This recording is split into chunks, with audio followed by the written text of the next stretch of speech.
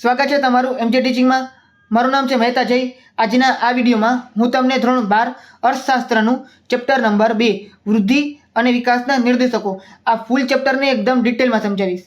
આ વિડીયોમાં હું તમને આ ચેપ્ટરના ખૂબ જ મોસ્ટ ટાઈમ પોઈન્ટ આપીશ. એક્ઝામ પહેલાં જો તમારે સ્પીડમાં રિવિઝન કરવું હોય ને તો આ પોઈન્ટ તમારા માટે ખૂબ જ યુઝફુલ રહેશે. સાથે સાથે હું તમને પાછલા 4 વર્ષમાં બોર્ડની એક્ઝામમાં પૂછાયેલા ક્વેશ્ચન આન્સર તમને કરાવવાનો છું. એટલે તમને ખબર પડે કે બોર્ડની એક્ઝામમાં આ ચેપ્ટરમાંથી કેવા પ્રકારના પ્રશ્ન પૂછાય છે અને તમારી કેવી રીતના તૈયારી કરવી જોઈએ. અને એ સિવાય સ્વાધ્યાયના ક્વેશ્ચન આન્સર તો તમને કરાવવાનો છું. એટલે આ ચેપ્ટર રિલેટેડ જેટલી પણ કંઈ મહત્ત્વની બાબત છે એ બધી વસ્તુ આ એક જ વિડીયોમાં મેં કવર કરેલી છે. એટલે તમારે બીજે વધારાના ક્યાંય ફાંફા મારવાની જરૂર પડતી નથી. અને જે પીડીએફમાંથી હું તમને કરાવવાનો છું એ આખી પીડીએફ તમે ફ્રીમાં ડાઉનલોડ કરી શકશો અને પ્રિન્ટ પણ કઢાવી શકશો. બરાબર. એ પીડીએફની લિંક તમને નીચે ડિસ્ક્રિપ્શનમાં મળી જશે. એના પર તમે ક્લિક કરશો એટલે એક ટેલિગ્રામ ગ્રુપમાં પહોંચી જશો. એ ગ્રુપમાં તમને આ પીડીએફ અપલોડ થયેલી જોવા મળશે. અને એવી જ રીતના મેં ઓલરેડી ચેપ્ટર નંબર 1નો વિડીયો બનાવેલો છે અને એની પીડીએફ પણ મેં અપલોડ કરી દીધી છે. એટલે તમે ડાઉનલોડ કરી શકો છો અને વિડીયો પણ જોઈ શકો છો. એની લિંક પણ તમને ડિસ્ક્રિપ્શનમાં મળી જશે. ક્લિયર છે? તો શરૂ કરીએ આપણે ચેપ્ટર નંબર 2 વૃદ્ધિ અને વિકાસના નિર્દેશકો. શરૂઆતમાં તમને હાઇલાઇટેડ પોઈન્ટ આપેલા છે, તમે જોઈ શકો છો. બરાબર. આ બધા પોઈન્ટ ખૂબ જ મોસ્ટ ટાઈપી છે. હવે તમને અહીંયા બે શબ્દ જોવા મળે છે, વૃદ્ધિ અને વિકાસ. આર્થિક વૃદ્ધિને ઇંગ્લિશમાં કહેવાશે ઇકોનોમિક ડેવલપમેન્ટ અને આર્થિક વૃદ્ધિને કહેવાશે ઇકોનોમિક ગ્રોથ. બરાબર. તો વિકાસને ડેવલપમેન્ટ, વૃદ્ધિને ગ્રોથ. તો આ બે અલગ અલગ શબ્દ છે. બરાબર છે. ઘણા લોકો આ બે શબ્દને એક જ ગણતા હોય છે, પણ ઇકોનોમિક દ્રષ્ટિએ મતલબ કે અર્થશાસ્ત્રની વિચારધારામાં આપણે જોઈએ તો આ બે શબ્દ અલગ અલગ છે. બરાબર છે. અત્યારના જો વિકાસમાન અને વિકસિત બંને દેશો, વિકાસમાનનો મતલબ શું? જે વિકાસશીલ દેશ છે, ભારત છે, પાકિસ્તાન છે, ચાઇના છે. બરાબર. આ બધા વિકાસમાન દેશો છે, વિકાસશીલ દેશો છે. બરાબર. વિકસિત દેશોનો મતલબ શું? જેનો વિકાસ થઈ ગયો છે, જેમ કે જાપાન છે, અમેરિકા છે. બરાબર. બધા દેશોને આર્થિક વિકાસની જરૂરિયાત છે, મતલબ ઇકોનોમિક ડેવલપમેન્ટની જરૂરિયાત હોય છે. હવે આપણે પ્રશ્ન થાય કે ભાઈ તમે જે બે શબ્દ બોલો છો, આર્થિક વૃદ્ધિ ને આર્થિક વિકાસ, ઇકોનોમિક ડેવલપમેન્ટ ને ઇકોનોમિક ગ્રોથ, પણ આ શબ્દોનો મતલબ શું છે? બરાબર. તો તમને એનો અર્થ કે વ્યાખ્યા તમે જે સમજો એ તમને અહીંયા બે આપેલું છે, તમે જોઈ શકો છો. તમને જો 1 માર્કમાં પૂછાય કે આર્થિક વૃદ્ધિનો અર્થ સમજાવો કે આર્થિક વિકાસની વ્યાખ્યા આપો, તો તમારે લખી લેવાનું રહેશે. સાવ ઇઝી છે, એકવાર સમજી લો. આર્થિક વૃદ્ધિ એટલે રાષ્ટ્રીય આવકનો વૃદ્ધિ દર. બરાબર. સાવ સિમ્પલ, આ કટકો જ છે. રાષ્ટ્રીય આવકનો વૃદ્ધિ દર. જે દેશનો રાષ્ટ્રીય આવક ખૂબ જ વધતું હોય ને તેનો આર્થિક વૃદ્ધિ થાય છે એમ કહેવાય. બરાબર છે. અથવા તો આપેલું છે વસ્તુઓ અને સેવાઓમાં કુલ ઉત્પાદનના પ્રમાણમાં થતો વધારો. બરાબર. વસ્તુઓ અને સેવાઓ. વસ્તુઓ મતલબ શું? કોઈ ગુડ્સ, ઇંગ્લિશમાં ગુડ્સ કહેવાય, GOODS. બરાબર. ગુડ્સ એટલે માલ સામાન. બરાબર છે. અને સેવા એટલે સર્વિસ. બરાબર. જેમ કે તમે ઇન્ટરનેટનું રિચાર્જ કરાવો છો, પછી ટ્રાવેલિંગ કરો છો, બસ અને પ્લેનની જો ટ્રાવેલિંગ થતું હોય, તમે જે ભણો છો, આ બધી વસ્તુ સર્વિસ કહેવાશે. તો વસ્તુઓ અને સેવામાં જે વધારો થાય છે, બરાબર, કુલ ઉત્પાદનમાં જે વધારો થાય છે, આને કહેવાશે આર્થિક વૃદ્ધિ. આટલું ક્લિયર થઈ ગયું? તમે અથવા પેલા જે આટલું ખાલી છે એટલું યાદ રાખી શકો છો. આર્થિક વિકાસ એ બહુ પરિમાણીય પ્રક્રિયા છે. લોકોની માથાદીઠ આવક વધે અને પ્રજાનું જીવન ધોરણ ઊંચું આવે તે આર્થિક વિકાસ છે. હવે જો આની પહેલાના ચેપ્ટરમાં પણ આ શબ્દ સમજાવેલા છે, એકવાર ફરી સમજાવું છું. માની લો કે તમારી પાસે એક બેંકનું ખાતું છે, તમે જે ઘરમાં રહ્યો છો એ એક નોર્મલ વસ્તુ છે. બરાબર. તમારું એક 1 BHK કે 2 BHK નું તમે જે ઘરમાં રહ્યો છો એવી રીતના તમે રહ્યો છો. હવે તમારી બેંકમાં જો રૂપિયા વધતા જાય ને, તમારી આવક વધતી જાય, એનો મતલબ હું તમે સમજવાનો પ્રયત્ન કરો કે માની લો તમારી આવક વધતી જાય, બેંક બેલેન્સ વધતી જાય. બરાબર છે. ખાતામાં રૂપિયાની આવક વધતી જાય, તેને આર્થિક વૃદ્ધિ કહેવાય. કારણ કે તમારી આવક વધે છે, તમારી બેંક બેલેન્સ વધે છે. પણ તમે જે ઘરમાં રહ્યો છો, માની લો એ 1 રૂમ વાળું 1 BHK નું ઘર છે કે 2 BHK નું ઘર છે, એની જગ્યાએ તમે મોટું ઘર લ્યો છો 3 BHK નું, અથવા એક બંગલો લ્યો છો, એક નવી કાર લ્યો છો. બરાબર છે.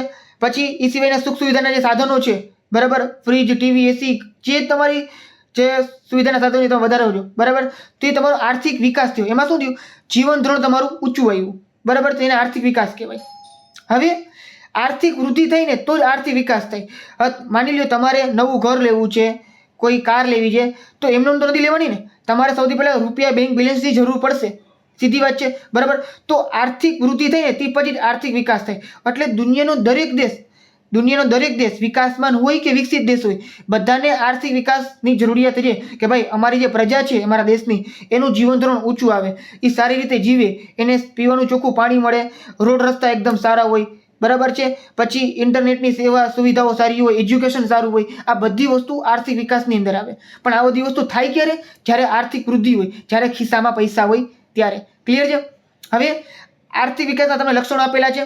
આર્થિક વિકાસ અને આર્થિક વૃદ્ધિનો તફાવત આપેલો છે, બરાબર છે, ખૂબ જ મોસ્ટ આઈપી છે, આગળ આપણે જોવાના છીએ, બરાબર.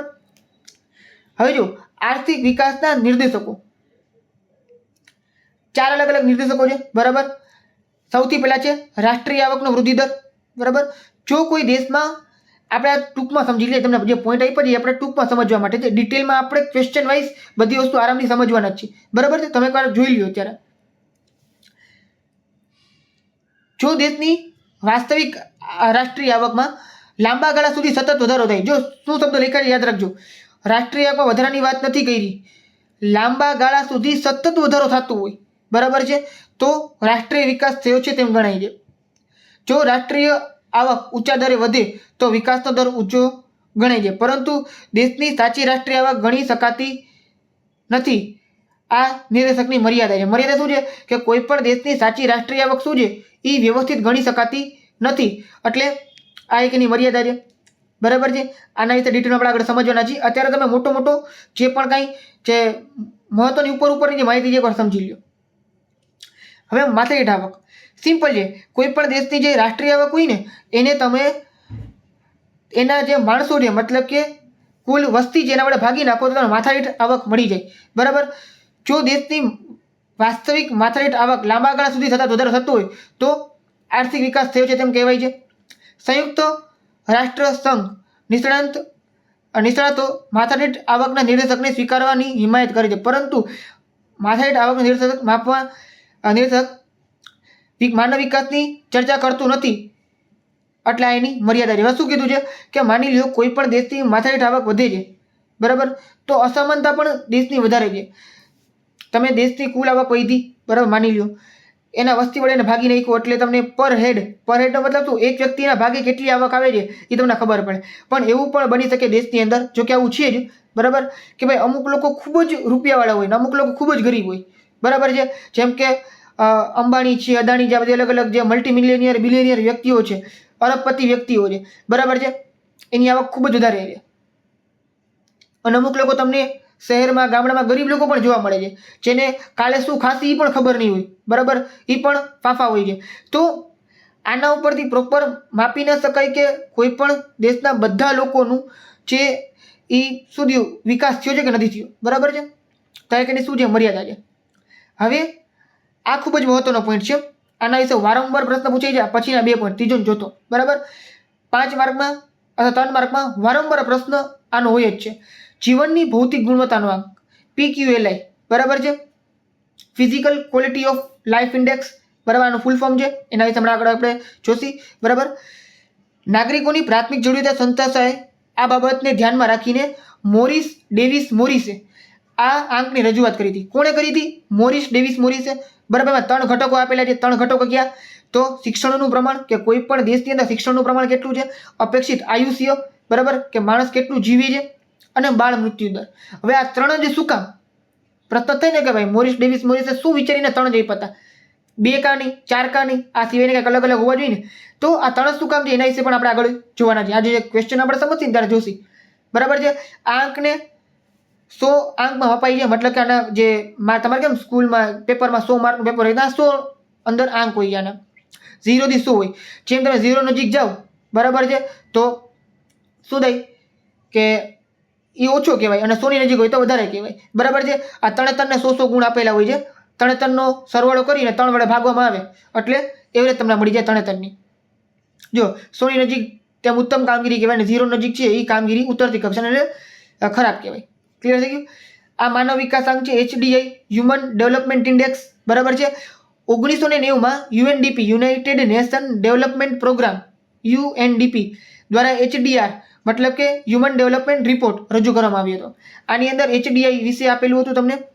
આ 0 થી 1 ની વચ્ચે હોય, મતલબ કે આ પોઈન્ટમાં હશે, બરાબર. 0 ઓછો કહેવાય, 1 વધારે કહેવાય, 1 ની નજીક જાઓ તો સારું કહેવાય, 0 નજીક જાય તો ઓછું કહેવાય. 0 અને 1ની વચ્ચે હશે. બરાબર છે.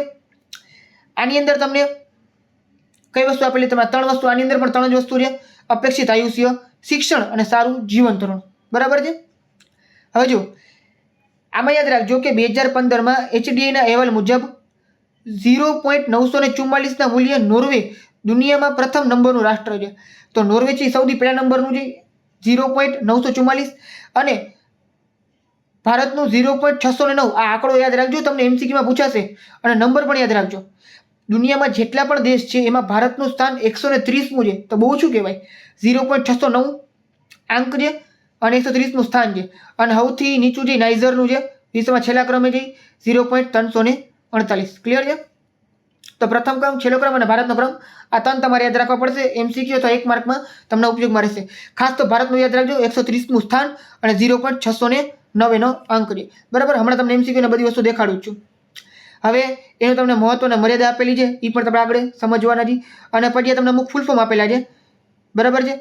જેમ કે GDI છે, HPI છે, TAI છે અને HCI છે. એના વિશે આપણે આગળ સમજતી. અને તમે ગુજરાતીમાં આપેલા છે, ઇંગ્લિશમાં યાદ રાખો તો પણ ચાલે. અને એક્ઝામમાં પૂછે તો તમે ઉચ્ચાર લખશો ને તો પણ ચાલશે. ઇંગ્લિશમાં માની લો તમને સ્પેલિંગ મિસ્ટેક થાય કે ના ખબર પડે, યાદ ના આવે જે તે ટાઈમે, તો તમે ઉચ્ચાર લખી નાખો તો પણ ચાલે. ક્લિયર છે? તો જો આ તો પહેલાં તો બોર્ડમાં પૂછાયેલા ક્વેશ્ચન આન્સર છે. બરાબર. આ બધા MCQ છે. એકવાર MCQ આપણે પહેલાં જોઈ લઈ એટલે તમને યાદ રહી. પછી આપણે મોટા ક્વેશ્ચન ઉપર જાસી. ક્લિયર છે? એટલે તમને ખબર પડતી જાય. જો બાજુમાં કયા વર્ષમાં પૂછાયેલો છે એ પણ તમને લખેલું છે, એટલે તમને ખબર પડે કે ક્યારે ક્યારે પ્રશ્ન પૂછાયેલા છે. જો જીવનની ભૌતિક ગુણવત્તાનું મહત્તમ મૂલ્ય, તો જો આપણે 2 જોયા. બરાબર છે. PQLI બરાબર છે 0 થી 100 સુધી હતું અને HDI એ 0 થી 1 સુધી હતું. તો અહીંયા શું તમને આપેલું છે? જીવનની ભૌતિક ગુણવત્તાનો એટલે કે PQLI, physical quality of life index. બરાબર છે. તો આ 0 થી લઈને 100 સુધી એટલે એનું મહત્તમ મૂલ્ય કેટલું હશે? તો 100. ન્યૂનતમ કીધું, નાનામાં નાનું કીધું 0. 2014માં માનવ વિકાસની દ્રષ્ટિએ ભારતનો ક્રમ કેટલામાં હતો? તો 130માં. હમણાં આપણે આગળ જોયું. જો કે તમને 2015માં આપેલું હતું. બરાબર. આ 2014નો રિપોર્ટ છે, યાદ રાખજો. તો એ એકાદ વર્ષ આમ થઈ શકે, એ કોઈ ખોટું નથી. ગમે એ પ્રશ્ન પૂછી શકે, એ સાચું જ છે. આર્થિક વિકાસનો સાચો માપદંડ કયો છે? તો રાષ્ટ્રીય આવકમાં વધારો, સાક્ષરતામાં વધારો, બેરોજગારીમાં વધારો. તો આ તો બેરોજગારીમાં વધારો આવે જ નહીં, સાક્ષરતામાં વધારો એ પણ ના આવે, રાષ્ટ્રીય આવકમાં વધારો એ ના આવે. સાચો માપદંડ કયો છે? તો માથાદીઠ આવકમાં વધારો. કારણ કે જે યુનાઇટેડ નેશન છે એના દ્વારા એ જ પ્રસ્થાપિત કરવામાં આવેલું હતું. ચલો, 2014માં નોર્વેમાં માનવ વિકાસ આંક કેટલો હતો? તો હમણાં આપણે જોયું હતું 0.944. બરાબર છે. ભારતનો કેટલો હતો? 0.609. આર્થિક વિકાસ એ આર્થિક વૃદ્ધિનું શું છે? તો કારણ છે. આ એક સ્ટેટમેન્ટ યાદ રાખી લો. આના વિશે હમણાં આગળ આવશે જ, પણ અત્યારે તમે યાદ રાખી લો. કોના મતે વિકાસ એ બહુપરિમાણીય પ્રક્રિયા છે? તો ટોડોરે કીધું હતું. આના વિશે પણ આગળ આવશે. બરાબર છે. એટલે તમે એમ નથી જતા કે આ બધી વસ્તુ આવી નથી આગળ, પણ તમે જ્યારે ક્વેશ્ચન સમજશો ને ત્યારે આ બધી વસ્તુ આવી જશે. ટોડોરે આ વાત કરેલી હતી. બીજું, આર્થિક વૃદ્ધિના પ્રશ્ન મુખ્યત્વે કેવા રાષ્ટ્ર સાથે સંકળાયેલા છે? તો આર્થિક વૃદ્ધિની વાત કરીએ ને તો વિકસિત દેશો સાથે. જો યાદ રાખજો, આર્થિક વિકાસની વાત કરીએ ને, આર્થિક વિકાસની વાત, જેને ડેવલપમેન્ટ કરવું છે, તો ડેવલપમેન્ટ વિચાર કરો, ડેવલપમેન્ટ કોનું કરવાનું હોય? જેનું થયું નથી એનું કરવાનું હોય ને. મતલબ કે વિકાસશીલ દેશોને વિકાસ કરવાનો હોય. તો આર્થિક વિકાસનો પ્રશ્ન કોને નડે? વિકાસશીલ દેશોને. બરાબર. માની લો તમારી પાસે બહુ સારો બંગલો છે, ગાડી છે, બધી વસ્તુ તમારી પાસે સુખ સુવિધાના સાધનો છે. બરાબર છે. તો તમે શું વિચારશો? હજી વધારે મોટું ઘર લેવું છે એવું કંઈ વિચારશો? તમને એવો વિચાર નહીં આવે. તમને શું વિચારશો સૌથી પહેલાં? કે હજી મારી બેંક બેલેન્સ વધતી જાય, મારી જે વેલ્થ છે, રૂપિયા છે, વધતા જાય. બરાબર છે. તો તમારો વિકાસ થઈ ગયો છે તો તમે શું વિચારશો? આર્થિક વૃદ્ધિ વિશે, રૂપિયા વિશે વિચારશો. તેનો મતલબ શું છે? કે આર્થિક વૃદ્ધિનો પ્રશ્ન કોના માટે છે? વિકસિત દેશો માટે, જેનો વિકાસ થઈ ગયો છે. બરાબર છે. પ્રશ્ન અલગ રીતે પૂછાય. આર્થિક વિકાસનો પ્રશ્ન કેના માટે હોય છે? સંકળાયેલો છે તો વિકાસશીલ દેશો માટે. ક્લિયર થઈ ગઈ વસ્તુ? દેશનો આર્થિક વિકાસ થતાં રાષ્ટ્રીય આવકમાં કયા ક્ષેત્રનો ફાળો ઘટે છે? તો ખેતી ક્ષેત્રનો ફાળો. જેમ જેમ આર્થિક વિકાસ થાય એમ ખેતી ક્ષેત્રનો ફાળો ઘટતો જાય. ખેતી ઘટતી નથી, એનો ફાળો ઘટતો જાય. એનો મતલબ કે બાકીના બધા સેક્ટર છે ને, ઉદ્યોગનો સેક્ટર છે, સેવા સેક્ટર છે, મતલબ કે સેવાના જે બધા ભાગ છે એનું કોન્ટ્રીબ્યુશન વધતું જાય છે. ચલો, HDI નું મૂલ્ય મહત્તમ તો 1 હશે. હમણાં આપણે આગળ જોયું હતું. બરાબર ને? રાષ્ટ્રીય આવકનો વૃદ્ધિદર અથવા તો વસ્તુઓ અને સેવાઓના કુલ ઉત્પાદનના પ્રમાણમાં થતો વધારો એટલે આર્થિક વૃદ્ધિ. આ કોણે કીધું હતું? તો હેન્સને કીધું હતું. આ પણ એક વ્યાખ્યા ટાઈપ જ છે. વ્યાખ્યા તમને ચોપડીમાં આપેલી છે, આ તમને પૂછાયેલી છે એટલે તમને કીધી. બરાબર છે. ભારતના લોકોનું અપેક્ષિત આયુષ્ય જણાવો. તો લગભગ 68 વર્ષનું છે ભારતના લોકોનું અપેક્ષિત આયુષ્ય. ક્લિયર છે. કયો ખ્યાલ ગુણાત્મક છે? ગુણાત્મકનો મતલબ શું? કે જેને આપણે ડાયરેક્ટલી માપી ના શકીએ, એને આપણે સમજવો પડે. બરાબર. એનું માપન થોડુંક અઘરું હોય છે. ગુણાત્મક, જેમ કે આર્થિક વિકાસ. ક્લિયર. ચલો, જીવનની ભૌતિક ગુણવત્તાના અંકનું મહત્તમ મૂલ્ય આગળ આવી ગયું. તો આ 100 છે. પછી વિશ્વમાં પ્રથમ ક્રમે નોર્વે દેશ છે, આ પણ આગળ આવી ગયું હતું. પછી સિવાય 2014માં માનવ વિકાસ અહેવાલ મુજબ ભારતની માથાદીઠ આવક કેટલા ડોલરની હતી? તો યાદ રાખજો, આનો તમે એક કોષ્ટક આપેલું છે. ભારતની માથાદીઠ આવક કેટલા ડોલરની છે? તો $5,497 છે. 5,000 નજીક એક યાદ રાખી લેજો આ આંકડો. બરાબર. આ એક પ્રશ્ન એકવાર જુલાઈ 23માં પૂછાયેલો છે. માનવ વિકાસાંક ભારતનો કેટલો હતો? 0.690. તો આ ક્લિયર છે. તો અમુક 4-5 પ્રશ્ન છે એ ફેક્ચ્યુઅલ ડેટા છે, મતલબ કે તમારે નંબર આપેલા છે, યાદ રાખવું પડશે. ક્લિયર છે. તો આ બધા બોર્ડમાં પૂછાયેલા ક્વેશ્ચન છે. હવે 1 માર્કવાળા ક્વેશ્ચન અત્યારે કરાવતો નથી, એ તમને પછી આરામથી કરાવવાનો છું. પહેલાં આપણે મોટા ક્વેશ્ચન જોઈ લઈએ. મોટા ક્વેશ્ચન કયા? જે તમને ચોપડીમાં આપેલા છે. બરાબર. જ્યાં સ્વાધ્યાયના ક્વેશ્ચન છે આ બધા સ્વાધ્યાય આપેલા તમને પ્રશ્ન છે ચોપડીમાં. મોટા પ્રશ્ન કરાય છે એટલે તમને ખબર પડી જશે કે આ ચેપ્ટરમાં શું કરવા જેવું છે અને શું નહીં. જેમ કે જે આ માથાદીઠ આવક છે એમાં હમણાં આપણે જોયું હતું ભારતની માથાદીઠ આવક કેટલી છે, કેટલા ડોલરની છે? $5,497. બરાબર ને. તમને બધી વસ્તુ આપેલી જ છે, એવું નથી કે અહીંયા કંઈ અધૂરું રહી જાય છે. ચલો, આ 5 માર્કવાળા પ્રશ્ન. સૌથી પહેલાં તમને વૃદ્ધિ અને વિકાસનો તફાવત આપેલો છે. બરાબર છે. આપણે એ સમજી લે, તમને ખબર પડી જાય વૃદ્ધિ અને વિકાસ કોને કહેવાય. જુઓ, આર્થિક વૃદ્ધિ એ ઘટના છે, એ થાય છે. એટલે આર્થિક વિકાસ એ પ્રક્રિયા છે. માની લો તમારા ખાતામાં વધારે રૂપિયા આવે તો એ ઘટના થઈ કહેવાય. બરાબર ને. એ શું છે? ઘટના છે, એક ઇવેન્ટ છે. આર્થિક વિકાસ પ્રક્રિયા છે. હવે તમારા ખાતામાં બેલેન્સ આવી પછી તમે શું કરો? સુખ સુવિધાના જે સાધનો તમને કીધા એ કરો, માળખાકીય સુવિધાઓનો વધારો કરો, ગાડી બંગલાની જે વાત કરી એ બધી વસ્તુ તમે વસાવો. બરાબર છે. પણ ખાલી એટલાથી સીમિત નથી. ખાલી તમારે ઇન્ડિવિજ્યુઅલી તમને સારી વસ્તુ મળી જાય એટલું મહત્વનું નથી. આજુબાજુના રોડ રસ્તા સારા હોવા જોઈએ ને, સારું એજ્યુકેશન હોવું જોઈએ. બરાબર છે. પાણીની સુવિધા, તમારા ઘરે સારું પાણી આવવું જોઈએ, વીજળી આવવું જોઈએ. બંગલો બાંધી નાખો પણ હરખી લાઇટ જ ના આવતી, વારંવાર લાઇટ વીજળી તો શું કામનું? બરાબર. રોડ સારા ના હોય તો શું કામનું? તો બધી વસ્તુ જોવાની છે અહીંયા. તો એ શું છે? આર્થિક વિકાસ પ્રક્રિયા છે. જો આ પરિમાણાત્મક પરિવર્તનો છે આની અંદર, આમાં પરિમાણાત્મક તો છે જ પણ ગુણાત્મક પરિવર્તનો છે. યાદ રાખજો. આર્થિક વૃદ્ધિ વિકસિત દેશો સાથે સંકળાયેલી છે. હમણાં તમને આગળ સમજાવ્યું હતું કે આર્થિક વૃદ્ધિ કોને કરવી હોય? જેનું ડેવલપમેન્ટ થઈ ગયું હોય, મતલબ કે વિકસિત દેશો સાથે સંકળાયેલું છે. આર્થિક વિકાસ છે એ વિકાસશીલ દેશો સાથે સંકળાયેલું છે. આર્થિક વૃદ્ધિ માપવાનું કાર્ય સરળ છે, કારણ કે યાદ રાખો આર્થિક વૃદ્ધિ કેવી રીતે મપાય? કુલ રાષ્ટ્રીય આવકમાં થતો વધારો અથવા તો માથાદીઠ આવક કેટલા હદ સુધી વધે છે એને કહેવાશે આર્થિક વૃદ્ધિ. તો રાષ્ટ્રીય આવક કેટલી વધી એ તો તમે માપી શકો છો, પણ આર્થિક વિકાસ કેટલો થયો એ માપવું થોડુંક મુશ્કેલ છે, કારણ કે માણસોનું ડેવલપમેન્ટ કેટલું થયું. ગામડામાં કેટલા બધા લોકો એવા પણ રહીએ છીએ, બરાબર છે, જે કાચા મકાનમાં રહીએ છે પણ એ કરોડો રૂપિયાના જમીનના માલિકો છે. ઘણું બધું ખેતર છે એની પાસે, મતલબ ખેતર છે, કરોડો રૂપિયાની, લાખો રૂપિયાની આવક થાય છે એ લોકોને, પણ હજી એ લોકોનું જીવન જે એટલું બધું આધુનિક છે નહીં, એટલું સારું છે નહીં. બરાબર. કાચા મકાનમાં રહેતા હતા તો એ સિવાય સાધનો છે એટલું વ્યવસ્થિત ના વાપરતા હોય. અને માની લો મોટી ઉંમરના વ્યક્તિ ના વાપરતા હોય પણ એના જે બાળકો એ પણ ના વાપરતા હોય. બરાબર છે. જેમ કે આવા જવાના જે સાધનો એ લોકો પાસે ઓછા હોય તો એ બહુ લિમિટેડ હોય. એ સિવાય એજ્યુકેશન એ લોકોમાં સારું ના હોય, સારું પાણીની બધી સુવિધા ના હોય, તેવું પણ બની શકે. એમાં વૃદ્ધિ થઈ છે પણ વિકાસ થયો છે કહી ના શકાય. તેનું માપવાનું કાર્ય અઘરું છે. આર્થિક વૃદ્ધિ એ ખ્યાલ સીમિત છે, એટલે એનો શું છે? ખ્યાલ નાનો છે, સીમિત છે, ઓછો છે. આર્થિક વિકાસનો ખ્યાલ શું છે? વિસ્તૃત છે, મોટો છે. આર્થિક વૃદ્ધિને માથાદીઠ આવકના વધારા સાથે સંબંધ છે, મતલબ કે આર્થિક વૃદ્ધિને માથાદીઠ આવક આપણી જે વધે એની સાથે એનો સંબંધ છે. અને આર્થિક વિકાસને માથાદીઠ આવકના ઉપરાંત વહેંચણી સાથે સંબંધ છે. માની લો માથાદીઠ આવક વધી ગઈ પણ વહેંચણી બરોબર નથી થઈ તો વિકાસ થશે નહીં. મેં તમને કીધું એ પ્રમાણે કે દેશની માથાદીઠ આવક વધી પણ મોટા ભાગની આવક જે અમીર લોકો પાસે જ છે, જે ઉપરના લોકો છે એની પાસે છે, નીચેના લોકો પાસે કંઈ છે જ નહીં, તો પછી આર્થિક વિકાસ થશે નહીં. આર્થિક વૃદ્ધિ ઝડપી છે, આર્થિક વિકાસ એ ધીમી પ્રક્રિયા છે. આર્થિક વિકાસ વિના આર્થિક વૃદ્ધિ શક્ય છે. આર્થિક વૃદ્ધિ વિના આર્થિક વિકાસ શક્ય નથી. જો આર્થિક વિકાસ, આ શબ્દ યાદ રહેજો, આર્થિક વિકાસ વિના આર્થિક વૃદ્ધિ શક્ય છે. મેં તમને કીધું પ્રમાણે ગામડામાં જે બાપા રહે છે, બરાબર છે, એણે પાસે હજી કાચું મકાન છે, પાકું મકાન નથી, પછી સુખ સુવિધાના જે સાધનો છે એને હજી વસાવ્યા નથી, પણ મતલબ કે ડેવલપમેન્ટ નથી થયું, પણ આર્થિક વૃદ્ધિ શક્ય છે એની. એના બેંકમાં ઘણી બધી બેલેન્સ આવે છે, એની વૃદ્ધિ થઈ છે, લાખો રૂપિયા કમાય છે, એનું ખેતર બહુ સારું છે, બધી વસ્તુ બહુ સારી છે એની, બરાબર છે. એટલે આર્થિક વિકાસ નથી થયો. આર્થિક વિકાસ વિના આર્થિક વૃદ્ધિ શક્ય છે, પણ આર્થિક વૃદ્ધિ વિના આર્થિક વિકાસ શક્ય નથી. હવે તમને લાગે કે ભાઈ મારે બંગલા જોઈ છે ને ગાડી જોઈ છે ને બધી વસ્તુ જોઈ છે, પણ રૂપિયા જ નથી, તો ક્યાંથી આવશે? બરાબર ને? એટલે આર્થિક વૃદ્ધિ વિના, રૂપિયા વિના આર્થિક વિકાસ શક્ય નથી. આ ક્લિયર થઈ ગયું? ઘણા લોકોના સ્ટેટમેન્ટમાં એટલા કન્ફ્યુઝ થતા હોય છે ને કે ભાઈ ખબર નહીં હું અઘરું હોય એની અંદર. કાંઈ અઘરું નથી, એકવાર સમજો એટલે બધું આવડી જાય. ક્લિયર છે?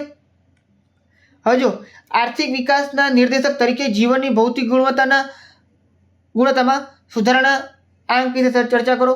તો જો 2023ના માર્ચમાં અને જુલાઈમાં પ્રશ્ન પૂછાયેલો છે. જીવનની ભૌતિક ગુણવત્તાનો અંક આખું તમને જે ક્વેશ્ચન છે 5 માર્કનો ખૂબ જ વ્યવસ્થિત તમને અહીં આપેલો છે. તમે આરામથી વાંચી શકો છો. હું તમને એકવાર સમજાવું છું, બરાબર?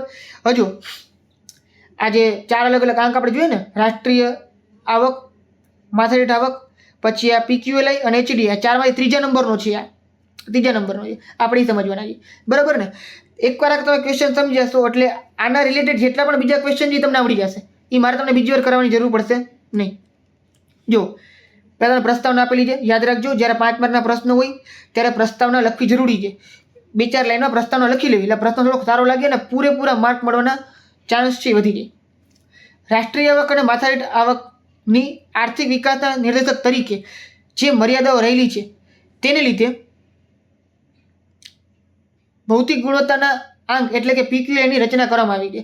જો શું કીધું છે કે રાષ્ટ્રીય આવક અને માથાદીઠ આવક એમાં બેમાં મર્યાદા છે. આ બેની મર્યાદાને લીધે આપણે આ PQLI બનાવવું પડ્યું છે, બરાબર છે?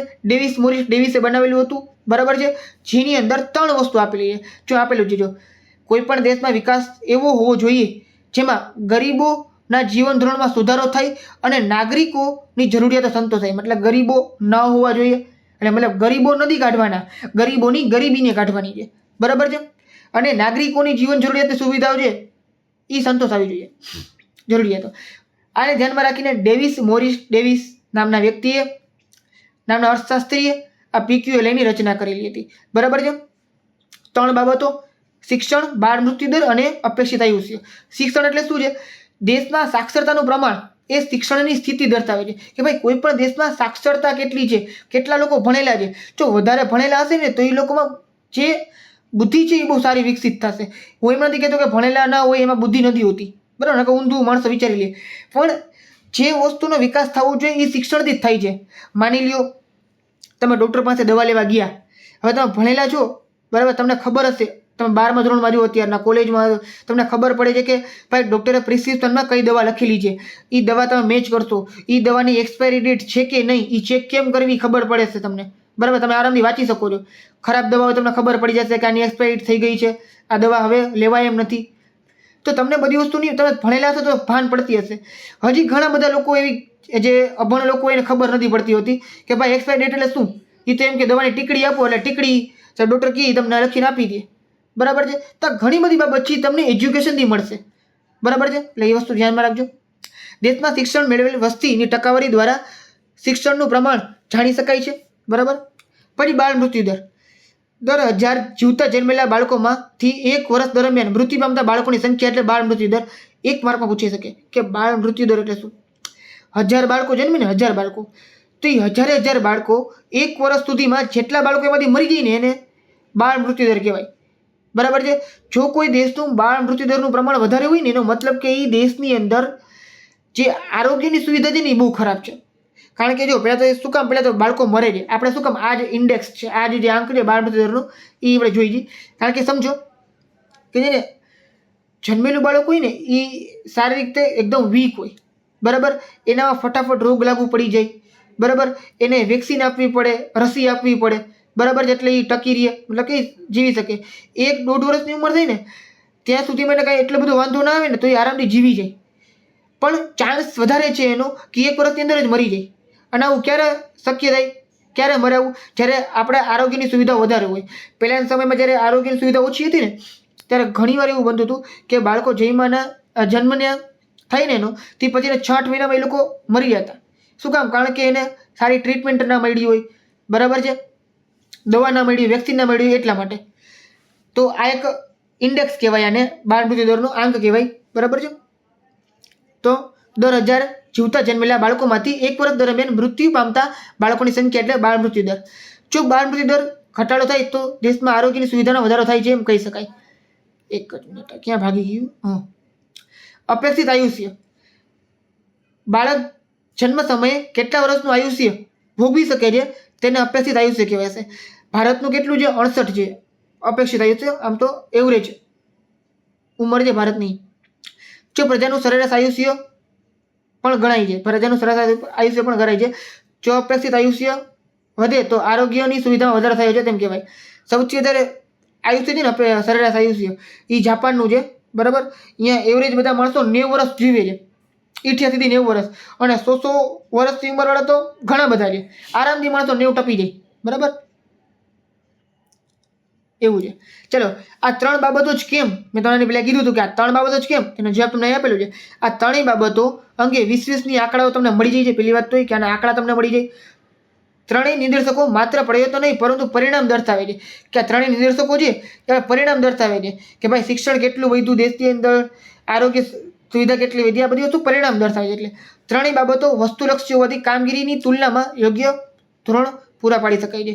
માની લો બાળ મૃત્યુદર થોડુંક વધી જાય તો સમજી શકાય કે આપણા દેશનું આરોગ્ય થોડુંક ખરાબ છે. કોઈ પણ દેશનું આરોગ્ય ખરાબ છે, તેમાં સુધારો કરવાની જરૂર છે.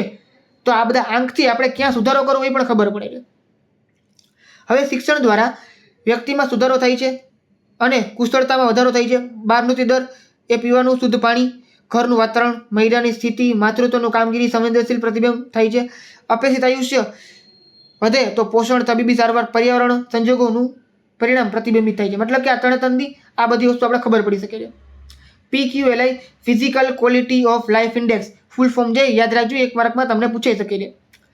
એ 100 અંક ધરાવે છે. આ 3ને આપણે 100 ગુણ આપવાના હોય છે, બરાબર છે. 3ને સરવાળો કરી, બરાબર, જેમ કે પહેલા બાળ મૃત્યુદરને જે આપણે 100માંથી 80 પોઈન્ટ આપ્યા, શિક્ષણ છે ને 100માંથી 70 પોઈન્ટ આપ્યા. પછી સિવાય શું હતું ત્રીજા નંબરનું? અપેક્ષિત આયુષ્ય, બરાબર, એને 100માંથી ફરીથી આપણે એને 70 પોઈન્ટ આપ્યા. તો 3નો સરવાળો કરી 3 વડે ભાગવાનું, જો લખેલું છે 3નો સરવાળો કરીને 3 વડે ભાગવાનો, ગુણ્યા 100 કરવાના. એટલે તમને 0 થી 100 વચ્ચે તમને શું મળશે? આનો આંક મળશે. જે દેશમાં 100ની નજીક હોય તો એનો આર્થિક વિકાસ ઊંચો ગણાય, 0 નજીક હોય તો આર્થિક વિકાસ નીચો ગણાય. આ વસ્તુ ક્લિયર થઈ ગઈ, બરાબર. સકારાત્મક બાબત કઈ જાની તો PQLI વિકાસના નિર્દેશક તરીકે રાષ્ટ્રીય આવક અને માથાદીઠ આવકની મર્યાદાઓ ઓછી કરે છે. માનવ જીવનના ધોરણને સ્પર્શતી શિક્ષણ અને આરોગ્ય જેવી બાબતોને સમાવેશ કરે છે. દેશ કે અલગ અલગ દેશના જુદા જુદા રાજ્યોની તુલના કરી શકાય છે. આપણે ભારત અને પાકિસ્તાન, ભારત અને બાંગ્લાદેશ અથવા તો બીજા કોઈ પણ દેશ વચ્ચે તુલના કરવી હોય, પછી ગુજરાત છે એની યારે મહારાષ્ટ્ર છે, ગુજરાતની યારે રાજસ્થાન છે, કોઈ પણ ભારતના કોઈ પણ 2 રાજ્ય કે 2 જગ્યાની તુલના કરવી હોય તમે કરી શકો છો. ગ્રામીણ, શહેરી, સ્ત્રી પુરુષ વચ્ચે તુલના કરવી હોય તો પણ થઈ શકે છે કે ભાઈ સ્ત્રીનું પ્રમાણ ને પુરુષનું પ્રમાણમાં કઈ ફેરફાર છે, પછી ગ્રામીણ અને શહેરમાં શું ફેરફાર છે તમે તુલના કરી શકો છો. આની મર્યાદા મહત્વની છે, પૂછાયેલી છે. આમાં 3 જ બાબતોનો સમાવેશ કરેલો છે. આવક વૃદ્ધિની ઉપેક્ષા કરેલી. ઉપેક્ષાનો મતલબ શું? એને અવગણી છે. આવકમાં વૃદ્ધિ કેટલી છે એમાં કંઈ મહત્વ એ લોકો આપ્યું નથી. 3 બાબતોને સમાન મહત્વ આપેલું છે. સાચે 3 બાબતોને સમાન મહત્વ ના આપવાનું હોય, 3 બાબતોને અલગ અલગ મહત્વ આપવાનું હોય. શું કામ તમને સમજાવું? જો આયુષ્ય છે ને એ આયુષ્ય અમુક સમય પછી વધશે જ નહીં, તમને ખબર છે. આ માણસ થોડો કે 150 વર્ષનો થવાનો છે, 200 વર્ષ થવાનો. તમે ગમે એટલી તબીબી સારવાર વધારી નાખો, ગમે એટલા પછી આજે શિક્ષણ છે કે આરોગ્યની સુવિધા વધારી નાખો, તો માણસ કઈનું આયુષ્ય છે એ 100 વર્ષથી થોડુંક માથે એની આજુબાજુ, એનાથી વધારે વધવાનું નથી. તો અમુક વસ્તુને જેટલો ભાર અપાય એટલો જ ના આપવાનો હોય. બધાને સરખા 100 અંકમાં ના આપવાનો હોય. અમુકને 90 છે, અમુકને 80 છે, અમુક 100, જે પ્રમાણે ઇકોનોમિક્સ જે લોકો હોય એ લોકો ડિસાઇડ કરે એ પ્રમાણે, બરાબર.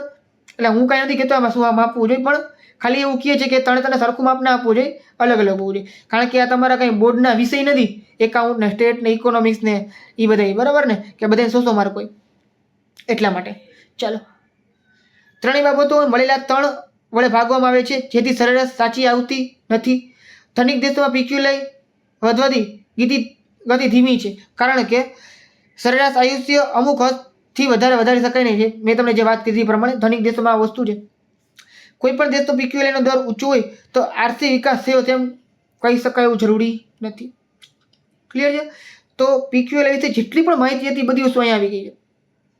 હવે આપણે વાત કરતી માનવ વિકાસાંક, હ્યુમન ડેવલપમેન્ટ ઇન્ડેક્સ, યુએનડીપી દ્વારા, યુનાઇટેડ નેશન ડેવલપમેન્ટ પ્રોગ્રામ દ્વારા 1990માં HDR, હ્યુમન ડેવલપમેન્ટ આર એટલે રિપોર્ટ આપવામાં આવેલો હતો, જેની અંદર HDI હતું, મતલબ કે આ જે રિપોર્ટ હતો, રિપોર્ટની અંદર HDR હતો, HDI હતો, બરાબર, હ્યુમન ડેવલપમેન્ટ ઇન્ડેક્સ હતો, બરાબર છે, જેમાં આર્થિક અને બિન આર્થિક અલગ અલગ માપદંડો હતો. આમાં 3 વસ્તુ છે. 3 વસ્તુ કઈ? અપેક્ષિત આયુષ્ય, જેમાં પહેલા હતું એ પ્રમાણે, શૈક્ષણિક સિદ્ધિઓ અને જીવન ધોરણ. હજુ આમાં બાળ મૃત્યુદર નથી, એ સિવાયના બાકી 2 એમ જ છે, શિક્ષણ એ છે, અપેક્ષિત આયુષ્ય એ છે. ત્રીજી વસ્તુ કઈ છે? જીવન ધોરણ છે. જીવન ધોરણમાં ઘણી બધી વસ્તુઓનો સમાવેશ થાય છે, એટલે HDI છે ને એ બહુ સારો માપ કહેવાય છે બીજા બધા કરતા. જો અપેક્ષિત આયુષ્ય, બરાબર, જો અપેક્ષિત આયુષ્ય 50 વર્ષથી ઓછું હોય તો દેશ છે તંદુરસ્તીથી વંચિત ગણાય છે, અને જો અપેક્ષિત આયુષ્ય ઊંચું હોય તો આરોગ્યની સ્થિતિ સારી છે તેમ કહી શકાય. જેમ કે તમને પ્રશ્ન આપેલું છે અહીંયા, દાખલા તરીકે 2014માં ભારતનું સરેરાશ આયુષ્ય 68 વર્ષનું હતું. અત્યારે જો કે થોડુંક વધી ગયું છે, આપણે 2024માં આલી છે ત્યારના, 10 વર્ષ પછી છે, તો 10 વર્ષમાં અત્યારે 70-72 થઈ ગયું હોવું જોઈએ મિનિમમ, એનાથી વધારે વધી શકે છે, બરાબર ને. તો એ સારું કહેવાય કે ભાઈ સરેરાશ આયુષ્ય વધે, બહુ સારું કહેવાય, બરાબર. જ્ઞાન કે શિક્ષણ એની વાત કરીએ તો કોઈ પણ દેશની જે પ્રજા છે એનું શિક્ષણ કેટલું છે, પુખ્ત ઉંમરના શિક્ષિતની ટકાવારી કેટલી વધે છે, 15 અને 15 વર્ષથી તેની વધુ ઉંમરના વ્યક્તિ છે એમાં અક્ષર જ્ઞાનને ધ્યાનમાં લેવામાં આવે છે, કે ભાઈ કોઈ પણ દેશ છે એમાં 15 વર્ષથી ઉપરના વ્યક્તિ કેટલું ભણેલા છે, એ લોકો લખતા વાંચતા આવડે છે કે નથી આવડતું, શાળા કક્ષાએ સરેરાશ વર્ષ, મતલબ કે કેટલા એવરેજ લોકો છે સ્કૂલે ગયા છે, અને કોઈ વ્યક્તિ એવરેજ કેટલા વર્ષ સુધી સ્કૂલમાં રહ્યું છે, બરાબર, 12મું ધોરણ કર્યું છે કે નથી કર્યું, કોલેજ કરી નથી કરી, એ બધી વસ્તુ શાળા કક્ષાએ અપેક્ષિત વર્ષ ધ્યાનમાં લેવામાં આવે છે. અને જીવન ધોરણમાં તો ઘણી બધી બાબતોનો સમાવેશ કરવામાં આવે છે, એકવાર તમે ધ્યાનથી જોઈ લો. જીવન ધોરણ માપવા માટે માથાદીઠ આવકને ધ્યાનમાં લેવાય છે.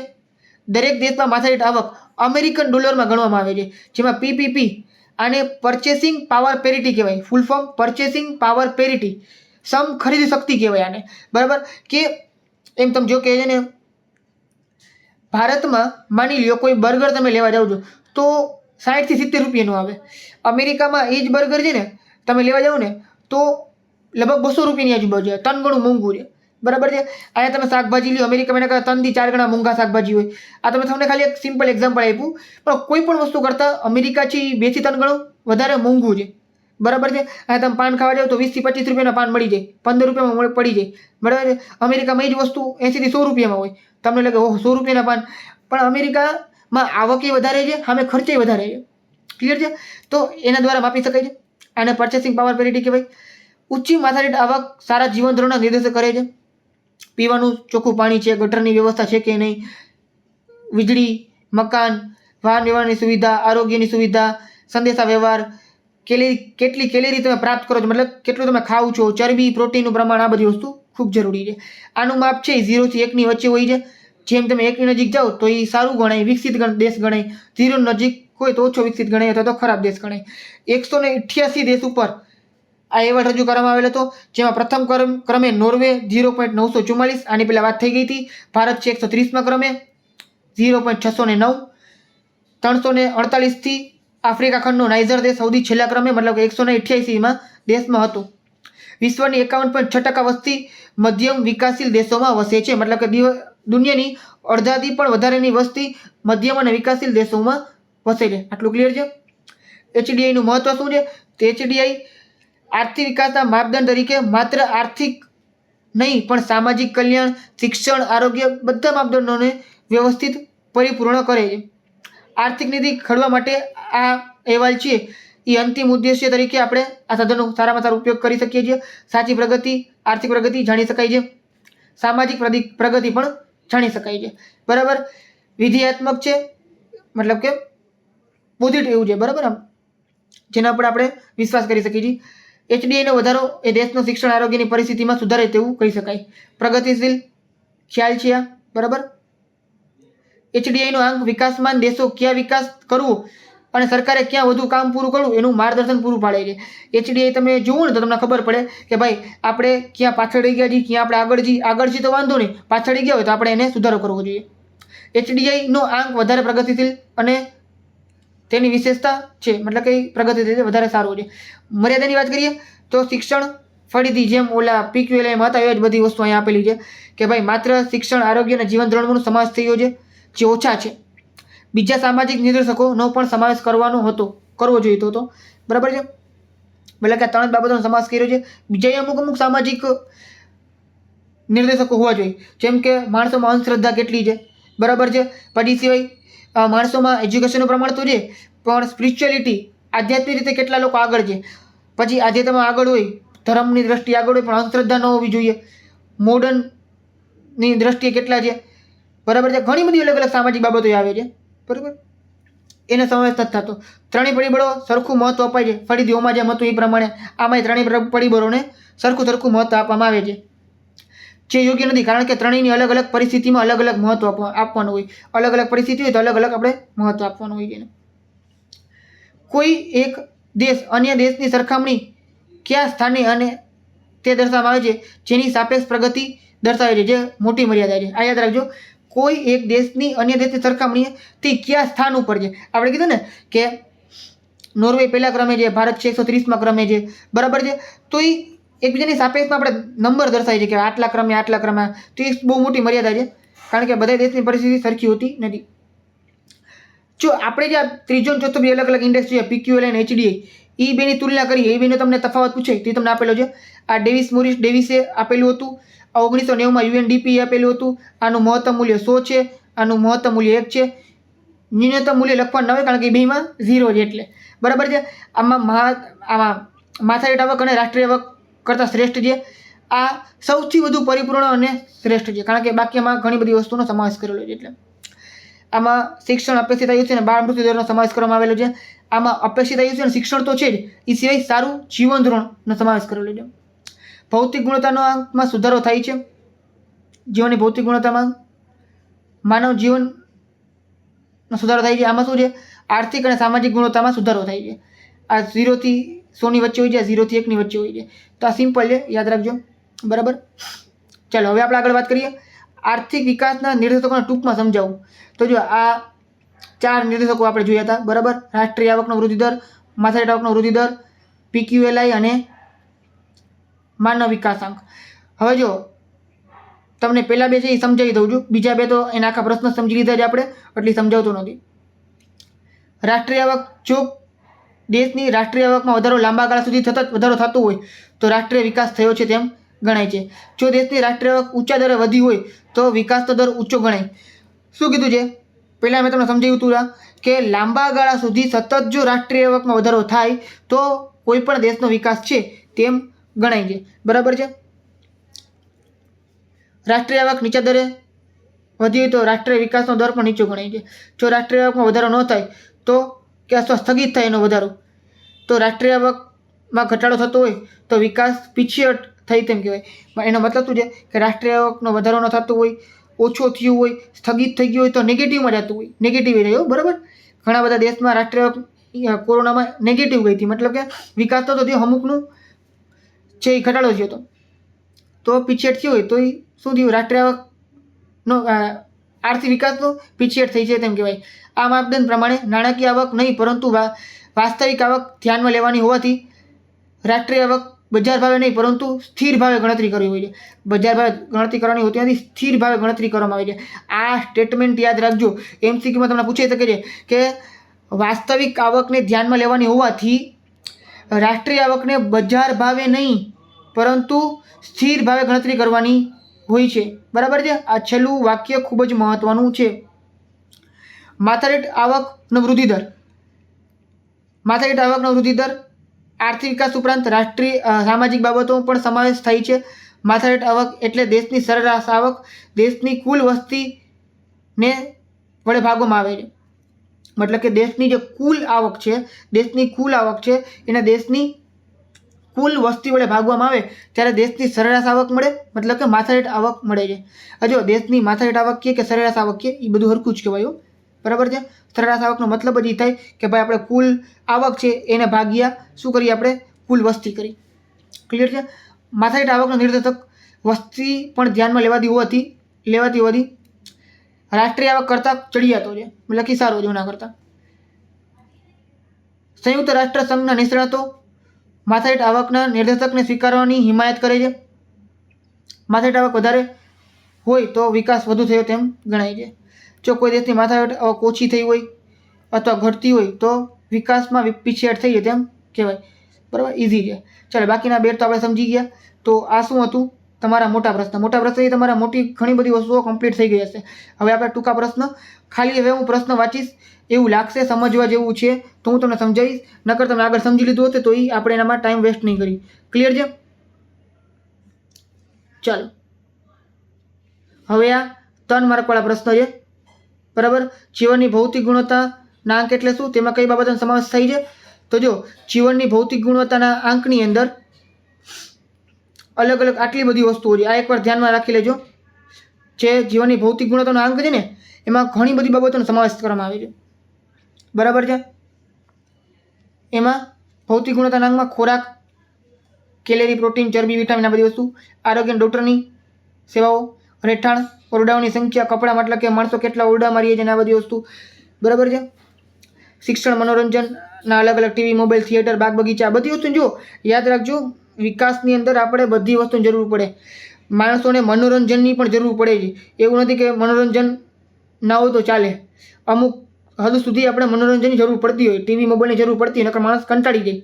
બરાબર, શિક્ષણ છે, ઊંચું શિક્ષણ છે, બધું જરૂર પડે છે. રેલવે, હવાઈ, રસ્તા, ટેલિફોન, મોબાઈલ, પરિવહન અને પ્રસારણના સાધનો, ઉર્જા શક્તિ છે, વસ્તીને મળવાપાત્ર પીવાનું ચોખ્ખું પાણી, ખાલી પાણી નહીં, ચોખ્ખું પાણી. એમ તો વરસાદ પડે તમને પાણી મળી જ જવાનું છે, ખાબોચિયા ભળી જાય, પણ તમે એનો ઉપયોગ કરવાના નથી. એટલે શું કીધું, ચોખ્ખું પાણીની વાત કરી છે. ક્લિયર છે. ચલો, સરેરાશ આયુષ્ય છે, બાળ મૃત્યુનું પ્રમાણ છે, ડ્રેનેજ એટલે કે ગટરની સુવિધા. બરાબર, આ બધા અલગ શું છે, જીવનની ભૌતિક ગુણવત્તા એટલે શું, તેમાં કઈ બાબતોનો સમાવેશ કરવામાં આવે છે. તો આ બધી અલગ અલગ ભૌતિક બાબતોનો સમાવેશ કરવામાં આવે છે. યાદ રાખજો કઈ બાબત છે, આપણે મહત્વની બાબતો. બરાબર, ભૌતિક ગુણવત્તાની માટે નક્કી કરવા માટે કે માણસનું ભૌતિક જીવન કેવું છે. ચાલો હવે આપણે આગળ વાત કરીએ. આર્થિક વિકાસના નિર્દેશક કઈ રીતે રાષ્ટ્રીય આવકની ચર્ચા કરો. તો રાષ્ટ્રીય આવક વિશે આપણે આગળ સમજી ગયા હતા. ખાલી એક કોષ્ટક છે, તમે એકવાર જોઈ લો કે 2014 મુજબ તમને એક કોષ્ટક આપેલું છે કે કેટલો વૃદ્ધિ દર હતો કોઈ પણ દેશના રાષ્ટ્રીય આવકનો. સૌથી પહેલાં ટકાવારીની દ્રષ્ટિએ જોવા જઈએ તો નોર્વે છે વિકસિત દેશ છે, એટલે રાષ્ટ્રીય આવકનો વૃદ્ધિ દર એનો સૌથી ઓછો હશે, 2.2% જેટલો જ છે. ભારતનો જુઓ 7.3%, ચીનનો જુઓ 7.3%. કારણ કે ચીન અને ભારત છે એ વિકાસશીલ દેશ છે, એટલે એનો રાષ્ટ્રીય આવકનો વૃદ્ધિ દર બહુ વધારે હોય. જે દેશનો વિકાસ થઈ ગયો હોય, જે વિકસિત દેશ હોય, બરાબર, એની રાષ્ટ્રીય આવક એટલી બધી વધે નહીં. બરાબર, જેમ કે નોર્વે છે, અમેરિકા છે, એનો 2.2, 2.4. બરાબર, એટલું યાદ રાખજો કે જે દેશ છે વિકાસશીલ છે એનો વધતો હશે. આપણે એમ લાગે કે નોર્વે અમેરિકાનો સાવ ઓછો છે, પણ એક સમય હતો એનો બહુ વધારે હતો, એનો 7-8 જેટલો વિકાસ દર હતો. હવે એનો સમય પૂરો થઈ ગયો, હવે એનો વિકાસ થઈ ગયો છે, હવે એનો વિકાસ કરવાની જરૂર નથી એટલી બધી. એ રાષ્ટ્રીય આવકમાં વૃદ્ધિ કરશે. બરાબર છે. જેમ કે આર્થિક, આપણે એને આવકની વૃદ્ધિ કહેવાય, આર્થિક વૃદ્ધિ કહી શકાય. બરાબર છે. બાકી બધી વસ્તુ છે એ ભારતમાં તમને જોવા મળશે. ચાલો, સ્ત્રોતો છે વિશ્વ બેંક અને સર્વે 2015-16નો છે. આ તમને ખાલી આને સમજાવેલું છે કોષ્ટકને, એકવાર તમે શાંતિથી વાંચી લેશો એટલે ખબર પડી જશે. બરાબર છે. અમેરિકા અને નોર્વેનો છે ને 2-3% જેટલો જ છે, આસપાસ છે. એ આપણે જોઈ શકીએ છીએ. પાકિસ્તાનનો 7.4 છે. હવે આર્થિક વિકાસના નિર્દેશક તરીકે માથાદીઠ આવકને સમજાવું તો આપણે આ સમજાવી દીધું છે હમણાં આગળ. બરાબર છે. આમાં કંઈ જાજુ સમજાવવાનું છે નહીં. ખાલી એકવાર આ કોષ્ટક જોઈ લો કે કયા દેશની માથાદીઠ આવક કેટલી હતી. એકવાર ક્વેશ્ચન પૂછાયેલો છે કે ભારતની, હમણાં આપણે આગળ જોયેલો છે, બોર્ડની એક્ઝામ પૂછાયેલો હતો કે 2014 મુજબ ભારતની માથાદીઠ આવક કેટલી હતી, તો $5,497 હતી. એનો વૃદ્ધિ દર કેટલો છે? 6%. બરાબર છે. હા, તમને કોઈ ચીન પાકિસ્તાની નહીં પૂછે, એટલે આખું કોષ્ટક ગોખવાની જરૂર નથી. તમને નોર્વેની નહીં પૂછે. બરાબર છે.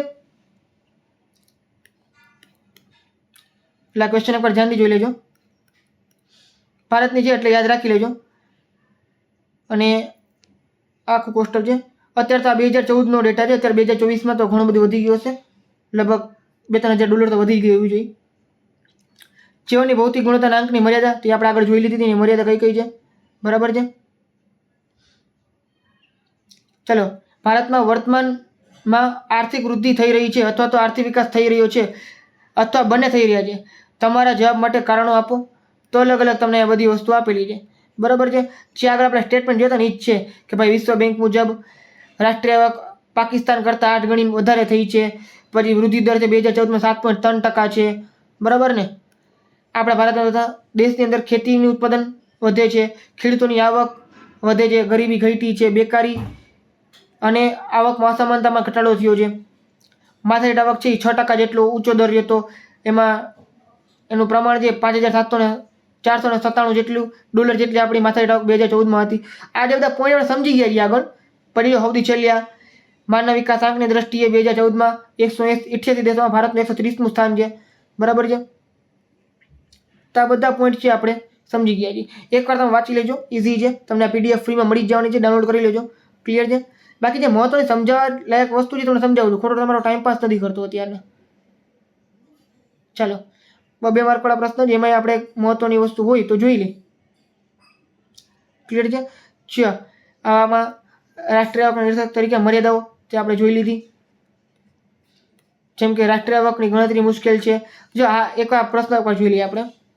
રાષ્ટ્રીય આવકના નિર્દેશકની મર્યાદાઓ તો શું છે કે રાષ્ટ્રીય આવકની ગણતરી એવું મુશ્કેલ છે. આપણે આ બધી વસ્તુ ગણતરી કરવી ને એ બહુ અઘરી પડે છે. વસ્તી છે તો દેશની વસ્તીનું પ્રમાણ ધ્યાનમાં લેવામાં આવે તો માથાદીઠ આવકનું પ્રમાણ આર્થિક વિકાસનો સાચો માપદંડ ગણી શકાય. વસ્તી વિનાનો માપદંડ અધૂરો ગણાય. મતલબ કે વસ્તી પણ ધ્યાનમાં લેવી જોઈએ. રાષ્ટ્રીય આવકની ગણતરી કરવી ખૂબ જ અઘરી છે. એની ગણતરી થાય તો પણ ગણતરી કરવી મુશ્કેલ પડતી હોય છે. સાચી રાષ્ટ્રીય આવક આપણે જાણી શકાતી નથી અથવા જાણવી ખૂબ જ મુશ્કેલ છે. તો 3-4 વસ્તુ તમે ધ્યાનમાં રાખજો. માથાદીઠ આવકની વાત કરીએ તેનો અંદાજ છે. માથાદીઠ આવક ગણતરી મુશ્કેલ છે. એની આવક માત્ર સરેરાશ છે. તો આ બધા તમને બધા પોઈન્ટ છે એકવાર તમે વાંચી શકો છો. આર્થિક વિકાસની સરખામણી મુશ્કેલ છે. આ ઇઝી બધા પોઈન્ટ છે. તમારે એકવાર ધ્યાનથી જોવા જ પડશે. તમે જાતે પણ લખી શકો છો. બરાબર, કાંઈ સમજવા જેવું બધું છે નહીં. હવે જો આ મહત્વના પોઈન્ટ છે. આ પ્રશ્ન યાદ રાખજો. પરિમાણાત્મક અને ગુણાત્મક પરિવર્તનો ક્યાં ક્યાં છે સમજાવો. પરિમાણાત્મક પરિવર્તન અને ગુણાત્મક પરિવર્તન. અર્થતંત્રમાં તબીબીની તાલીમી વસ્તીની બચત વધતા મૂડી અને શ્રમનું પ્રમાણ વધે છે. તાલીમ મતલબ શું? તાલીમ કરેલા જે વસ્તી હોય જેને આવડત હોય, બરાબર, એ લોકો બચત અને મૂડી વધારે છે એટલે બચત અને મૂડીનું પ્રમાણ વધે છે. લાંબા ગાળા દરમિયાન વાસ્તવિક આવક વધે છે અને ઉત્પાદનમાં વૃદ્ધિ થઈ છે. આ પરિવર્તનને પરિમાણાત્મક પરિવર્તન કહેવાય છે. ગુણાત્મક પરિવર્તનો એટલે શું કે જ્યારે ઉદ્યોગમાં આધુનિક ટેકનોલોજીનો ઉપયોગ કરવામાં આવે, અર્થતંત્રમાં સુધરેલા બિયારણો હોય, ખેતીની નવી પદ્ધતિઓ હોય, ખેતીનું ઉત્પાદન વધે છે, ગુણવત્તા વધે છે. આ બધી વસ્તુ ગુણાત્મક પરિવર્તન કહેવાય. પરિમાણાત્મક પરિવર્તનમાં શું હોય કે ભાઈ રૂપિયા વધે છે, માણસોની આવક વધે છે, બચત વધે છે, એટલે આપણે વાસ્તવિક આવકમાં વધારો થાય છે. પણ ગુણાત્મક પરિવર્તનમાં શું હોય કે આપણે જે પહેલાં બળદગાડાથી ખેતી કરતા હતા હવે ટ્રેક્ટર લઈ છીએ કે નથી લેતા, થ્રેશરનો ઉપયોગ કરી છે કે નથી કરતા, મતલબ કે સારા ખેતીના સાધનોનો ઉપયોગ કરી છે કે નથી કરતા, પછી સિવાય આધુનિક ટેકનોલોજીનો ઉપયોગ કરી છે કે નહીં. તો આ બધી વસ્તુ ગુણાત્મક પરિવર્તનની અંદર આવે. બરાબર. ભારત દેશ અમુક હદ સુધી આમાં પાછળ રહી ગયો છે. એનું કારણ છે શું છે કે તમે જોઈ શકો છો ભારતમાં જેટલી મોબાઈલની કંપનીઓ છે, બરાબર છે, જેટલા પણ તમારા હાથમાં જે મોબાઈલ હશે, બરાબર, એ બધી ભારતની કંપની નથી. એ કાં તો ચાઇનીઝ કંપની છે, બરાબર, કાં તો એ સેમસંગ કે અમેરિકાની અથવા તો કોરિયાની કંપની છે. જેમ કે સેમસંગ જે કોરિયાની કંપની છે, એપલ છે એ અમેરિકાની કંપની છે, પછી ઓપ્પો, વિવો છે, એ સિવાય રિયલમી છે, MI છે, વનપ્લસ છે, આ બધી ચાઇનાની કંપનીઓ છે. તો આ બધી વસ્તુ ચાઇનાનો વિકાસ આ બધી વસ્તુનો થાય છે. ભારત આ દ્રષ્ટિએ પાછળ રહી ગયું છે. તો આ પ્રશ્ન જે તમે જોવા મળે છે. ઉત્પાદન વધારો કે કયા પ્રકારનું પરિવર્તન છે? સામાન્ય સમયના લાંબા ગાળા દરમિયાન ઉત્પાદન વધારો એ રાષ્ટ્રીય આવક અને વાસ્તવિક માથાદીઠ આવકમાં સતત વધારો છે તેમ કહેવામાં આવે છે. એટલે પરિમાણાત્મક પરિવર્તન દર્શાવે છે આની અંદર. બરાબર. વિકાસના નિર્દેશકો શું છે એની યાદી આપો. તો અલગ અલગ એના નિર્દેશકો છે, બરાબર. આ તમને ફૂલ ફોર્મ પૂછાઈ શકે છે, બરાબર. રાષ્ટ્રીય આવકનો વૃદ્ધિદર, માથાદીઠ આવકનો વૃદ્ધિદર, પછી PQLI, HDI, પછી માનવ ગરીબી આંક એટલે હ્યુમન પુઅર્ટી ઇન્ડેક્સ, જાતીય વિકાસ આંક, જેન્ડર ડેવલપમેન્ટ ઇન્ડેક્સ, જીવન નિર્વાહ આંક એટલે આને SLI કહેવામાં આવે છે, બરાબર છે. આનું ફૂલ ફોર્મ મને અત્યારના ઇન્ડેક્સ લાઈફ ઇન્ડેક્સ, બરાબર. નિર્વાહ એટલે મને શબ્દ અત્યારે યાદ નથી આવતો, મગજમાં નથી આવતો, એકવાર જોવું પડશે. હમણાં આપણે આગળ જોઈએ છીએ, એક માર્કમાં આવી જશે, બરાબર. આર્થિક વૃદ્ધિની કેટલી મર્યાદાઓ છે એ અલગ અલગ મર્યાદા આપણે જોઈ લીધી છે. આર્થિક વિકાસની મર્યાદાઓ જણાવો. તો આની પણ મર્યાદા જોઈ લીધી. અપેક્ષિત આયુષ્ય એટલે શું એ જોઈ લીધું. તો આ બધી વસ્તુ આપણે જોઈ લીધી છે. ચલો ક્લિયર છે. હવે આપણે એક એક માર્કવાળા પ્રશ્ન જોઈ લઈએ. આર્થિક વૃદ્ધિ એટલે શું, બરાબર, એ આપણે સમજી લીધું. આર્થિક વિકાસનો અર્થ, માથાદીઠ આવક, આ જેટલા પણ ક્વેશ્ચન છે એ બધા ક્વેશ્ચન સમજી લીધા છે. પણ આમાં કંઈ એવો પ્રશ્ન નથી કે જે તમને ના આવડતું હોય. મોટા પ્રશ્ન જોઈ લો એટલે આવડી જશે. ચાલો, સેનિટેશનની સુવિધામાં સુધારો શું સૂચવે છે? સેનિટેશનની સુવિધામાં સુધારો એ આરોગ્ય સૂચવે. સેનિટેશનનો શું થાય, થોડું સ્પીડમાં બોલું છું. સેનિટેશન મતલબ કે તબીબી સારવાર, મતલબ કે ચોખ્ખાઈ. એક રીતે જોવા જઈએ ને તો તમે જો ચોખ્ખાઈ વધારો થાય તો એ આરોગ્યની સુવિધામાં સુધારો થાય તેમ કહેવામાં આવે છે. આપણે કોરોના વખતે આપણે સેનિટાઈઝ આપણે શબ્દ વાપરેલો હતો અને એના માટે જે લિક્વિડ લગાડતા ને સેનિટાઈઝર કહેવાતું, સેનિટાઈઝર, બરાબર છે. તો એ સેનિટેશન કહેવાય, બરાબર. કે ભાઈ કીટાણુ છે એ કેવી રીતના મરી જાય છે, પછી સિવાય કોઈ જગ્યા ઉપર ચોખ્ખાઈ કેટલી છે, ગંદકી કેટલી ઓછી છે, સેનિટેશન કહેવામાં આવે છે. ચાલો એક માર્કવાળા પ્રશ્ન આપણે જોઈ લઈ. વિકાસ એ બહુપરિમાણીય પ્રક્રિયા કોણે કીધું? તો ટોડરે કીધું છે. આની પહેલા આવી ગયું તો આ કયો ખ્યાલ ગુણાત્મક છે? તો આર્થિક વિકાસ એ ગુણાત્મક છે. પછી 2014 માનવ વિકાસ આંકની દ્રષ્ટિએ ભારતનો ક્રમ તો 130મો. પછી 5447 આપણી માથાદીઠ આવક હતી.